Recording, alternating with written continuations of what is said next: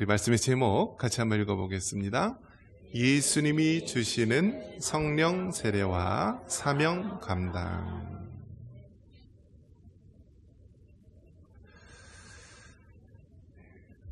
우리 민족은 5,000년 역사를 자랑합니다. 그런데 사실은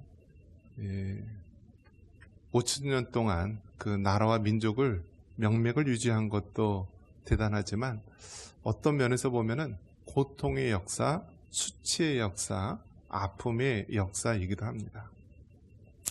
중국에게는 1,000년 동안 지배를 받아왔고요. 이 몽고에게는 100년 동안. 그래서 제주도는 말 키우는 곳으로 처해지기도 했었죠. 일본에게는 식민지 백성으로서 말까지 잃어버리는 그런 36년의 식민지 백성으로 살아왔습니다. 그래서 우리 한민족은 본능적으로 무엇이 발달되어 있냐면 생존에 대한 것이 발달되어 있습니다. 생존. 어떻게 살아갈까? 무엇을 먹을까? 오늘 세끼 먹고 또 우리가 잘 지낼 수 있을까? 그래서 이 생존, 서바이벌에 대한 그러한 감각이 굉장히 발달되어 있습니다. 그러다 보니까 우리가 신앙생활을 해 나감에 있어서도 더 이상 나아가지 못하는 부분이 많이 있습니다. 우리는 생존, 어떻게 무엇을 먹으며 살까 해서요. 우리는 더 나아가서 실존을 위해서 살아가야 됩니다. 실존, 이제 영어로는 existence, 내가 존재하는 것, 내가 실제로 있는 것, 내가 왜 사는가, 무엇을 위해 사는가라고 하는 실존에 대한 부분을 우리가 붙잡고 살아가야 됩니다. 한번 따라해 볼까요? 생존에서 실존으로.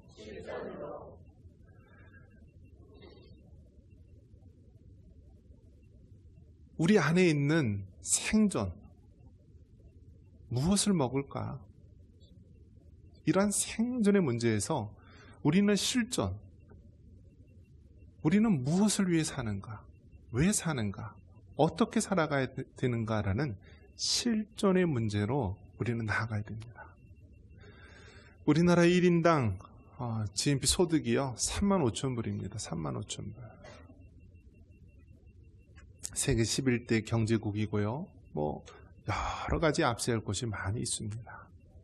그래서 우리나라 사람은요 너무 많이 먹어가지고요 어떻게 하면은 조금 먹을까, 다이어트 할까, 뺄까, 그거 걱정하는 나라입니다. 자, 그러면 여러분에게 한번 물어보겠습니다. 우리가 물질적으로 풍성하고 많은 것을 먹을 수 있다라고 해서 행복하십니까?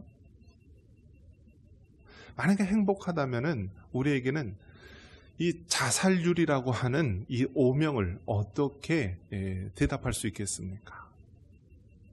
경제적으로 물질적으로 이제는 풍족하게 먹는 사회가 되었지만 전 세계 OECD 국가 중에서 자살률이 항상 1위고요. 경기도 31개 시군 중에서 연천군이 자살률이 1위, 2019년 통계입니다. 그것을 어떻게 설명할까요? 우리는 이제 물질적인 풍요로 만족할 것이 아니라 무엇을 먹을까, 무엇을 입을까 만족할 것이 아니라 이제는 더 나아가서 무엇을 위해 살 것인가, 왜 우리가 살아야 되는가, 이러한 실존의 문제에 대해서 우리가 신앙적으로 나아갈 수 있기를 주님의 이름으로 축원합니다. 그런 면에서 여러분, 우리가 실존적 측면에서 무엇을 위해, 우리가 왜 살아가야 되는가라고 했을 때 여러분, 우리가 건강해서 살아가는 것입니까? 우리가 건강하기 때문에 생명이 있는 것입니까? 세상에서는 그렇게 이야기합니다. 내가 건강하기 때문에 아직 살아있는 것이다. 그런데 성경을 보면은요, 모세가 120세가 되었을 때 눈이 흐리지 않고 기력이 쇠하지 아니하였다라고 말합니다. 그리고 실제로 모세는 가나안 땅 입성을 앞두고 죽게 됩니다. 모세가 왜 죽었죠? 아파서 죽었습니까? 병들어서 죽었습니까? 사명을 다 감당했기 때문에 하나님이 데려가신 줄 믿습니다. 마찬가지로 여러분도 마찬가지입니다. 여러분이 왜 살아있습니까? 여러분이 왜 목숨이 부지되어 있습니까? 여러분이 왜 호흡이 계속 지금도 숨을 쉬고 있습니까? 건강해서요? 튼튼해서요? 생물학적으로 우리가 다 건강해서 그렇습니까? 아닙니다. 하나님의 사명이 있기 때문에, 여러분이 완수해야 될 하나님의 사명이 있기 때문에 여러분이 살아있는 줄 믿으시기 바랍니다. 이것이 우리가 생존에서 머무는 것이 아니라 실존적 측면으로 우리가 왜 살아야 되는지, 무엇을 위하여 살아야 되는지 실존적 측면에서 우리가 나아가야 될 모습이기도 합니다. 그런 면에서 여러분에게 맡겨주신 사명을 감당할 수 있기를 바랍니다. 한번 따라해 볼까요? 사명을 감당하자. 여러분이 건강해서 생명이 보지된 것이 아니라 하나님의 맡겨주신 사명이 있고 그 사명이 완수되지 않았기 때문에 오늘도 하나님께서는 여러분을 인도하여 주시는 것입니다. 그렇다면 이 사명을 감당하기 위해서 하나님께서는 우리에게 어떤 것을 허락해 주셨는가? 한번 따라해 볼까요? 성령 세례. 세상에서는 힘들면 어떻게 하죠?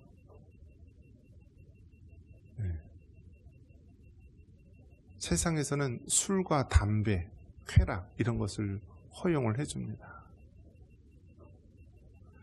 일하는 사람들 보면은요, 노가다판에서 일하고 그런 분들 보면은 나이가 들수록 힘들잖아요. 그러니까 무슨 힘으로 하죠? 술 먹고 하는 사람들이 의외로 많아요.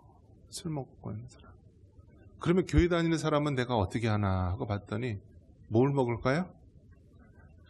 술 대신 커피를 많이 먹더라고요. 주전자에다 커피를 불어가지고요, 벌컥벌컥 마시면서 카페인 힘으로 하더라고요. 카페인 힘으로.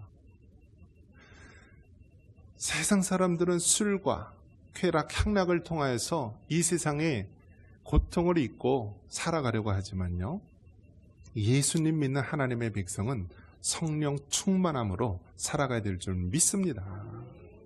세상 사람들이 힘들어요. 몸도 아프고 정말 하루하루가 버티기 힘들어요. 그래서 술과 담배와 마약과 세상 향락을 의지하지만 예수님 믿는 사람은 바로 성령 세례를 받고 성령의 능력의 힘을 얻어야 되는 것입니다. 우리 하나님 얼마나 좋으신 하나님이십니까? 우리 하나님께서는요, 네가 알아서 잘 살아봐라 라고 방치하거나 내버려 두시는 것이 아니라 바로 약속하신 성령님을 우리에게 허락하여 주셨습니다. 그렇기 때문에 누구든지 예수님을 구주로 믿는 자에게는 하나님의 성령이 우리 안에 내주하시는 줄 믿습니다. 그래서 여러분, 우리는 어떤 면에서 신내림을 받은 자예요. 어떤 신이요? 하나님의 거룩한 신. 성신이여 임하사. 하나님의 성령이요, 우리에게 임하신 것입니다. 그래서 여러분이 좋든 싫든 예수님을 구주로 믿고 하나님의 자녀가 되었다면 여러분 안에 누가 계세요? 하나님의 성령이 내주하시는 줄 믿으시기 바랍니다.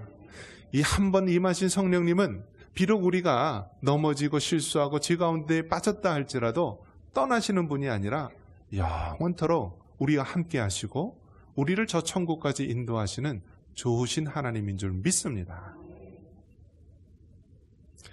성령이 우리에게 임하는 사건을 우리가 성령 세례라고 한다면, 우리가 구체적으로 본다면 처음 예수님을 구주로 믿을 때 성령님이 내주하시는 이 단회적 사건, 이 단회적 사건을 우리는 성령님이 주시는 성령 세례라고 말할 수 있습니다. 그래서 이것은 일평생 단 한 번 주어지는 사건입니다. 구원과 관련된 성령님이 주시는 세례로서의 성령 세례를 모든 하나님의 백성들은 다 받은 것입니다. 그 다음에 우리가 예수님이 주시는 세례로서의 성령 세례가 있습니다. 이것은 바로 예수님께서 부활하시면서 승천하시면서 제자들에게 약속하신 말씀이 있죠. 내가 약속한 것을 너희가 받기까지는 예루살렘을 떠나지 말라 하면서 오순절날 마가의 다락방에서 성령이 임하게 됩니다. 그때 임하는 성령이 바로 예수님이 주시는 세례, 성령 세례를 말합니다. 이 성령 세례는 바로 능력의 성령 세례입니다. 이것에 이 성령 세례를 받으면은요, 방언을 비롯한 하나님의 신령한 은사가 우리 삶 속에 나타나는 것입니다. 이 성령 세례, 예수님이 약속하신 이 성령 세례는 단회적인 성령 세례가 아니라 우리의 삶 속에서 우리가 신앙생활을 할 때 하나님께서 때마다 일마다 우리에게 주시는 성령 세례입니다. 이것을 예수님이 보내신 이 성령 세례, 능력의 성령 세례를 받을 때 우리는 하나님의 사명을 온전히 감당할 줄 믿습니다. 우리 1절 같이 한번 읽어보겠습니다. 1절입니다. 주 여호와의 영이 내게 내리셨으니 이는 여호와께서 내게 기름을 부으사 가난한 자들에게 아름다운 소식을 전하게 하려 하심이라. 나를 보내사 마음이 상한 자를 고치며 포로된 자에게 자유를, 갇힌 자에게 노임을 선포하며. 아멘. 구약 이사야 선지자가 말한 주 여호와의 영이 내게 임하셨으니 라고 말씀하고 있습니다. 이것은 하나님의 사람에게 무엇이 내려야 한다고 이 성경은 말하고 있습니까? 예수님이 주시는 세례로서의 성령 세례, 즉 외적 세례의 능력 세례를 받아야 한다는 것입니다. 한번 따라해 보겠습니다. 예수님이 주시는 세례, 능력의 성령 세례를 받아야 한다. 여러분, 사람의 힘으로 무엇을 한다는 것은 굉장히 어렵고 힘듭니다. 작심삼일이라는 말이 있는데요, 사람이 아무리 다짐하고 결심해봐야 한 3일 정도 되면은 다 흐릿해지고 다 우리가 힘을 잃게 됩니다. 그렇기 때문에 여러분, 사람의 힘으로 무언가 하려고 하지 말고요, 바로 하나님이 주시는 힘, 하나님이 주시는 능력으로 해야 됩니다. 그것이 바로 우리는 예수님이 주시는 성령 세례, 능력의 세례를 말하는 것입니다. 여러분, 정말 하나님의 일을, 하나님의 사명을 온전히 감당하기 원하십니까? 그렇다면 하나님이 약속하신, 우리 예수님이 보내주시겠다 약속하신 성령의 세례, 능력의 세례를 받으시기를 바랍니다. 서양 말에 욕이 있습니다. 우리나라 욕은 어떻죠? 아주 진하고 노골적이죠. 호랑이가 물어가서 씹어서 뭐 어쩌고 하면서 이렇게 막 창작적이고 막 굉장히 현실적으로 욕을 하는데요. 일본 사람들은 이 섬나라죠. 그래서 섬나라이기 때문에 도망갈 데도 없고 서로 조심조심하면서 살아갑니다. 그래서 툭하면 스미마생, 스미마생 이렇게 하죠. 그래서 욕이 제일 약해요, 일본은. 이 서양 사람들은 어떤 그런 욕이 있느냐, 좀 이렇게 험담하는 말이 여러 가지가 있겠지만, 성령 받지 말고 목사나 해라. 무슨 뜻이에요, 여러분? 성령 받지 말고 목사나 해라. 그러니까 목사가 되는데 성령 받지 말고 목사나 해라. 여러분 한번 생각해 보십시오. 목사님 하나님의 말씀을 전하고 하나님의 종 아닙니까? 그런데 성령을 받지 말고, 하나님의 영을 받지 말고 목사를 하라. 그것보다 힘들고 어려운 일은 없을 것입니다. 만약에 직업으로서의 목사의 직업을 얘기한다면 여러분, 그렇게 좋은 직업이라 할 수 있겠습니까? 목회자의 대부분이 기초 최저 생계비도 못 받는 분이 많이 계시고요, 또 뭐 노동인권적인 면에서 얼마나 힘들 때가 많이 있습니까? 일반 사람들 출근이 몇 시죠? 9시잖아요. 뭐 빨리 하면 8시. 목사님들은 몇 시에 나와야 되죠? 새벽 기도? 새벽 기도. 여러분, 정말 새벽 기도 나오는 것은, 그것은 굉장한 어려움이죠. 그 목회자는 또 어떻습니까? 한밤중에 새벽이라도 성도들이 SOS를 하거나 임종이 있거나 그러면 어떻게 되죠? 달려가야 되잖아요. 그러니까 직업적인 면에서 보면은 목사는요, 그렇게 좋은 직업이 아니에요. 대학원 이상, 석사 이상 공부한 사람들이 최저 생계비도 못 받고요, 이제는 이 젊은 목회자들, 이 사모님들이요, 힘들어서 도망가는 사람이 그렇게 많대요. 예, 우리 부목사님, 사모님 얼마나 좋은지 몰라요. 예, 도망가기 힘들어서 요즘에는. 그래서 젊은 목사님들이요, 이혼한 사람이 그렇게 많대요. 저희 때는 이 남편 목회자 만들려고 사모님들이 파출부 일하면서 그렇게 뒷바라지하는 분들이 많았는데요, 요즘 젊은 이 목회자들, 사모들은요, 힘들다고 도망간대요. 자, 이런 가운데 직업으로서 우리가 이 목회자라고 한다면 분명히 이것은 힘들고 어려운 일일 것입니다. 하지만 하나님의 성령이 함께 하시고 성령이 주시는 힘과 능력을 한다면 그 어떤 것보다 보람되고 기쁨이 있는 것입니다.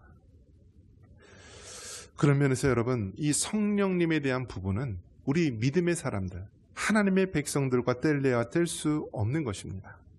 요엘서 2장 28절에 바로 하나님께서 마지막 때 내 영을 만민에게 부어주신다고 약속하셨습니다. 우리 같이 한번 읽어볼까요? 요엘서 2장 28절, 그 후에 내가 내 영을 만민에게 부어주리니 너희 자녀들이 장래일을 말할 것이며 너희 늙은이는 꿈을 꾸며 너희 젊은이는 이상을 볼 것이며.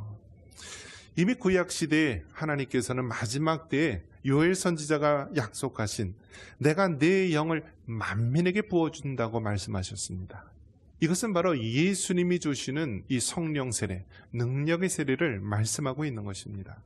이 하나님의 성령 세례, 이 능력의 세례를 받게 되면 어떻습니까? 이 자녀들, 젊은이들이요, 장래일을 말한다.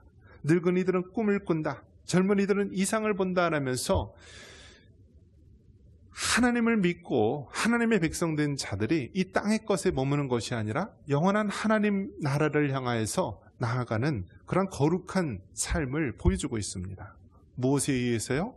내 영, 하나님이 부어주시는 그 성령의 능력으로 말미암는 것입니다. 그런 면에서 여러분, 하나님의 성령 세례를 사모할 수 있기를 바랍니다.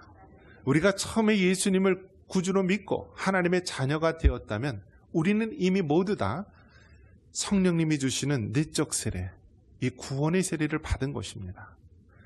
그 다음 우리가 하나님의 일을 능력 있게 감당하기 위해서는 예수님이 약속하신 성령 세례, 능력의 세례를 받으시기를 바랍니다. 이처럼 구원의 내적 세례와 또 능력의 외적 세례를 받았을 때 우리는 구원의 확신과 능력 있는 그리스도인으로 살아갈 수 있음을 믿습니다. 자, 이처럼 우리가 하나님이 약속하신 세례를 받고요, 그 다음에 우리는 어떻게 나아가야 됩니까? 가난한 영혼들에게 복음을 전해야 합니다. 우리 1절 다시 한번 읽겠습니다. 주 여호와의 영이 내게 내리셨으니 이는 여호와께서 내게 기름을 부으사 가난한 자에게 아름다운 소식을 전하게 하려 하심이라. 나를 보내사 마음이 상한 자를 고치며 포로된 자에게 자유를, 갇힌 자에게 노임을 선포하며. 여러분, 하나님께서 왜 우리에게 구원의 세례와 능력의 세례를 허락하여 주셨습니까? 그것은 가난한 자에게 바로 하나님의 아름다운 소식, 복음의 소식을 전하기 위해서입니다. 여러분이 어떻게 예수님을 믿고 하나님의 자녀가 되었습니까? 여러분이 선해서요? 여러분이 착한 마음을 품고 있어서요? 나는 다른 사람보다도 능력이 있어서요? 아니에요. 전적인 하나님의 은혜로 여러분이 구원받은 것입니다. 여러분을 통하여 여러분의 가정이 구원받고, 여러분을 통하여 바로 여러분의 일터가 변화되고, 여러분을 통하여 여러분이 속한 이 사회와 이 나라가 변화되기 위해서 그 가운데 있는 가난한 영혼들, 예수님을 찾는 영혼들이 하나님께 돌아오기 위해서 여러분을 부르신 줄 믿습니다. 지금은 여러분, 먹을 것, 물질적인 것이 없어서 가난한 것이 아니라 영적인 가난에 찌드는 시대가 되었습니다. 영적인 피폐한 가운데 있는 시대입니다. 요즘 젊은이들 보십시오. 요즘 젊은이들 보면 어떤 증상이 있냐면요, 모든 것을 포기하고 살아가는 자들이 있습니다. 취업도 포기하고요, 결혼도 포기하고, 자녀도 포기하고, 그냥 모든 것을 포기하며 그냥 살아가고 있습니다. 캥거루족이라고 하죠. 캥거루족. 여러분 캥거루 아십니까? 그 호주에 가면은 이 주머니에, 엄마 이 주머니에 이렇게 들어가 있는 캥거루가 있습니다. 그러면 어떤 경우에는 다 큰 이 새끼 캥거루가요, 그 엄마 그 주머니에 들어가려고 막 머리를 들이밀면서요, 그 안에서 빼꼼거리고 있어요. 요즘 젊은이들이 결혼을 안 하고 취업은 안 하고 어디 있다고요? 그 나이 드신 부모님 그 주머니에 들어가서요, 이러고 빼꼼거리면서 살고 있어요. 그들을 캥거루족이라고 그래요. 캥거루족. 왜 그렇습니까? 마음이 병들고요, 삶의 목적을 잃었고, 왜 사는지 모르기 때문에 그런 것입니다. 바로 그들이 우리가 현대판 가난한 자들입니다. 그들이 영적으로 가난하고요, 정말 그들이 어떻게 살아가야 될지 모르는 그러한 영적인 소경과 같은 자들입니다. 바로 그러한 가난한 자들에게 바로 하나님께서 복음을 전하라고 우리를 부르신 줄 믿습니다. 여러분 생각해 보십시오. 우리나라가 OECD 이 선진국 나라들 중에서 자살률이 1등이다. 이것만으로도 얼마나 통탄할 일입니까? 그런데 경기도 31개 시군 중에서 연천군이 어떻다고요? 2019년 통계에서 자살률 1위예요. 지금만 그렇습니까? 예전에 김문수 또 경기도지사 때도요, 그때도 자살률이 1위였대요. 왜 그렇습니까? 그만큼 우리 연천군이요, 복음화율이 떨어져서 그런 거예요. 예수님 믿는 사람이 그만큼 없다라는 거예요. 아, 이렇게 살기 좋은데요, 물 좋고 공기 좋고 좋은데요. 여러분, 물 좋고 공기 좋다고요 살만한 것이 아닙니다. 그렇게 따진다면 저 북유럽에 있는 스웨덴이나 아주 환경이 좋은 나라들 얼마든지 많이 있습니다. 그런데 그런 나라일수록 자살률이 높아요. 중요한 것은 자연 환경이 좋은 게 중요한 것이 아니라 그 마음속에 예수님을 믿고 하나님의 천국에 임해야 될 줄 믿습니다. 예수님을 믿지 않으면은요, 그 마음이 지옥과 같은 거예요. 그렇기 때문에 결국 이 세상에서 안타까운 선택을 할 수밖에 없는 것입니다. 그런 면에서 여러분, 우리에게는 가난한 자에게 복음을 전할 사명이 있습니다. 마태복음 24장 14절에 뭐라고 말씀하고 있습니까? 같이 한번 읽습니다. 이 천국 복음이 모든 민족에게 증언되기 위하여 온 세상에 전파되리니 그제야 끝이 오리라. 아멘. 여러분 이 육체적 죽음을 맞이하지 않고 천국에 가기 위해서는 어떻게 해야 합니까? 우리가 성경에 보면은 엘리야가 죽음을 보지 않고, 또 에녹이 육체적 죽음을 보지 않고 바로 천국으로, 하나님 계신 곳으로 갔다라고 이야기합니다. 우리가 육체적 죽음을 맞이하지 않고 천국에 갈 수 있는 방법, 하나님한테 갈 수 있는 방법, 이 천국 복음을 땅끝까지 전파하여 우리 세대 재림의 예수님을 맞이하는 것인 줄 믿습니다. 그렇기 때문에 여러분, 이 천국 복음을 열심히 전하시기 바랍니다. 우리 세대의 재림의 예수님을 맞이할 수 있는 여러분 되시기를 바랍니다. 하나님의 성령 세례, 예수님이 약속하신 성령 세례, 능력의 성령 세례를 받은 우리들은 더 나아가서 이 나라 민족을 위해서 우리는 더 사용받아야 될 줄 믿습니다. 우리 1절 같이 한번 읽겠습니다. 주 여호와의 영이 내게 내리셨으니 이는 여호와께서 내게 기름을 부으사 가난한 자에게 아름다운 소식을 전하게 하려 하심이라. 나를 보내사 마음이 상한 자를 고치며 포로된 자에게 자유를, 갇힌 자에게 노임을 선포하며. 아멘. 하나님의 성령 세례가 우리에게 임함으로 말미암아 우리는 어떠해야 됩니까? 마음이 상한 자를 고치고 포로된 자에게 자유를 줘야 됩니다. 한번 따라해 볼까요? 마음이 상한 자를 고치며 포로된 영혼들을 자유케 하자.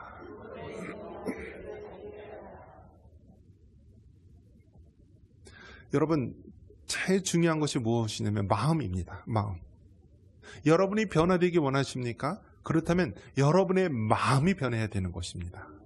그런데 이 마음은요, 우리 힘으로, 우리 능력으로 변화될 수 있는 것이 아니라 바로 예수님을 구주로 믿고 하나님의 성령이 우리 안에 내주하시게 되면은 우리는 하나님의 사람으로서 마음이 변화되고요, 마음이 하나님의 사람으로 변화되는 것입니다.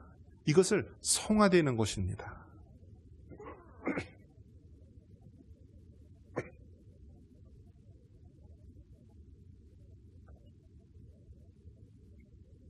이스라엘 백성이 바벨론에 70여 년의 포로 생활을 하다가요, 그 바사왕 고레스에 의해서 해방이 됩니다.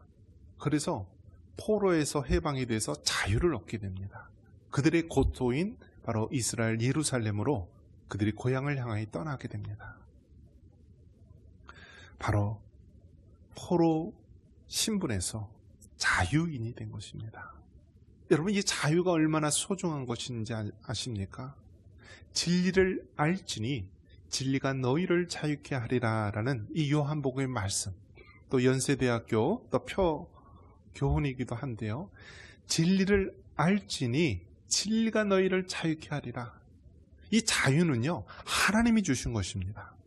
이 자유는요, 그 누구도 빼앗을 수 없는 것입니다. 공산주의나 독재나 어떠한 세력도요, 하나님이 주신 우리의 자유를 빼앗길 수가 없는 것입니다. 그런데 저 북한은 어떻습니까? 6.25 전쟁 이후에 저 북녘 땅에 있는 2,500만의 영혼들은요, 지금 성경을 갖고 있으면은요, 그 정치범 수용소에 들어가고요, 함부로 기도하거나 찬송하지도 못하고 전 세계에서 가장 기독교를 박해하는 나라로 전락해 있습니다. 굶주림 속에서, 공산주의 사회주의 지배 속에서, 김일성, 김정일, 김정은의 3대 그 우상체제 속에서 그 북한에 있는 영혼들이요, 70여 년간 포로 생활을 하고 있습니다. 저들은 우리와 똑같은 한 민족, 한 언어, 한 문화를 공유했던 민족입니다. 1907년도 평양에서는 장대영 교회에서 평양 대부흥 운동이 있었고요, 이것이 기독교 역사에 전 세계에 전무후무한 놀라운 성령의 운동 역사였습니다. 그런데 어떻습니까? 저 북한은 지금 전 세계에서 가장 가난하고 기독교를 박해하는 나라가 있습니다. 왜 하나님께서 우리를 하나님의 자녀로 부르셨습니까? 왜 남한을 우리가 미국 다음으로 선교사를 많이 파송하는 나라로 축복해 주셨습니까? 이는 같은 동포인 저 북한에 있는 2,500만의 그 포로된 영혼들을 자유케 하라고, 자유케 하라고, 자유케 하라고 우리를 부르신 줄 믿습니다. 여러분, 지금 얼마나 저 국회에서 1억 5천만 원이나 되는 연봉을 받고 있는 저 한심한 작자들이요, 악법을 만들어내는지 모릅니다. 우리가 계속 기독교 단체들이 정말 악법을 만들 때마다 광화문과 거리에 나가서 데모하고 또 서명운동을 통하여서 막아냈는데요, 그들도 똑같이 더 악한 법을 만들어내고 있습니다. 선솔이라고 하는 31살 비례대표 국회의원이 만든 이러한 그 포괄적 차별금지법이나 이런 법들이요, 기존보다 더 악한 법으로, 더 악한 법으로 계속해서 법을 기계로 찍어내듯이 만들고 있습니다. 낙태 허용하는 법을 만듭니다. 한쪽에서는 어떻게든지 자녀를 낳고 키우도록 격려하고 있는데, 한쪽에서는 부모의 임신한 그 태아를 죽이도록, 자유롭게 죽이도록 하는 낙태법을, 알약 하나로 태아를 죽일 수 있는 그 낙태법을 자연스럽게 만들고 있습니다. 기독교를 중심한 종교단체가 바른 소리를 하면 그들의 입을 봉하기 위해서 종교단체 해산법을 만들고 있습니다. 이제는요, 여러분이 어떻게 해야 돼요? 나가서 싸워야 돼요. 여러분, 이제 사실 만큼 다 사셨죠? 지금 죽어도 여한이 없잖아요. 자녀도 있고. 그러면 어떻게 돼요? 남은 평생 하나님의 사명을 완수하며 나아가시기를 바랍니다. 정말 하나님 앞에 죽기까지 금식하며 기도하시고요. 정말 우리가 할 수 있는 모든 분야를 다 해야 됩니다. 왜 그래요? 가만 놔두면은요, 우리나라가 저 북한처럼 전 세계에서 가장 기독교를 박해하는 나라로 전락할 수 있기 때문입니다. 저 북한도 한때는 동방의 예루살렘이라고 할 정도로 기독교가 왕성한 나라였지만 지금은 전 세계에서 가장 기독교를 박해하는 나라로 전락했습니다. 왜 그렇습니까? 교회가 소금의 맛을 잃고 많은 그리스도인들이 두려움에 떨며 침묵할 때 점점 끓는 속가마에 있는 개구리처럼 결국 익어버리고 죽게 되는 것입니다. 하나님께서 왜 여러분에게 성령 세례를 주고 하나님의 능력이 있는 사람으로 세우신 것입니까? 그것은 저 북녘 땅 2,500만의 포로된 영혼들을 자유케 하라고 부르신 줄 믿으시기 바랍니다. 연천 땅이 왜 자살률이 제일 높습니까? 이걸 역으로 생각해 본다면 저 북한에 있는 동포들을 생각하면서 너희들은 물질이 풍성해서 정말 배에 기름이 가득 껴서 자살을 하지만 저 북녘 땅에 있는 사람들은 먹을 것이 없어서 하루에 한 끼도 못 먹어서 굶어 죽어서 그러한 땅으로 전락했다. 이를 위해서 이 연천 땅에 기도하라. 70주년 된 청산교회에 기도하라. 믿음의 하나님의 그리스도인들 기도하라고 하나님께서 우리를 부르신 줄 믿습니다. 말씀을 믿습니다. 예수님이 주시는 성령 세례와 하나님이 주신 이 거룩한 사명을 감당할 수 있는 우리 모두가 되기를 주님의 이름으로 축원합니다.